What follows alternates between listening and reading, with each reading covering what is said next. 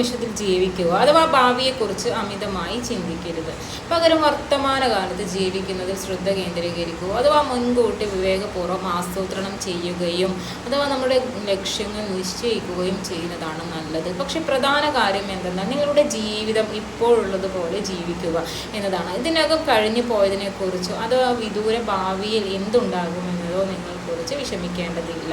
അഥവാ സ്വയം അംഗീകരിക്കൽ പ്രാക്ടീസ് ചെയ്യുക, അഥവാ മുമ്പ് സൂക്ഷിച്ചതുപോലെ അമിതമായി സ്വയം വിമർശനം ഉത്കണ്ഠയുടെ ഒരു പ്രധാന ഉറവിടമാണ്. അഥവാ നമ്മൾ ഒരു ഭാഗം നമ്മളെക്കുറിച്ച് പറയുന്നത് ശ്രദ്ധിക്കുന്നു എന്നതാണ്. അഥവാ നമ്മൾ ആഗ്രഹിച്ചാലും ഇല്ലെങ്കിലും നിങ്ങൾ എപ്പോഴും സ്വയം നിങ്ങളെ ഇതിലൂടെ തരം താഴ്ത്തിക്കൊണ്ടിരിക്കുകയാണ്. അഥവാ നിങ്ങൾക്കത് ഒന്നും ആസ്വദിക്കാൻ കഴിയില്ല എന്നതാണ് ഇതിലൂടെ. അഥവാ ഭാവിയിൽ നിങ്ങൾ മികച്ച പ്രകടനം കാഴ്ചവെക്കുമെന്ന് സ്വയം പറയുന്നതൊരു കാര്യമാണ്. പക്ഷെ നിങ്ങളുടെ ജീവിതം ഇപ്പോൾ ആസ്വാദകരമാക്കാൻ നിങ്ങൾ സ്വീകരിച്ച നടപടികളിൽ സ്വയം അഭിമാനിക്കുകയും സന്തോഷിക്കുകയും ചെയ്യുന്നതാണ് ഒരു വ്യത്യസ്തമായിട്ടുള്ള ചിന്ത എന്നത്.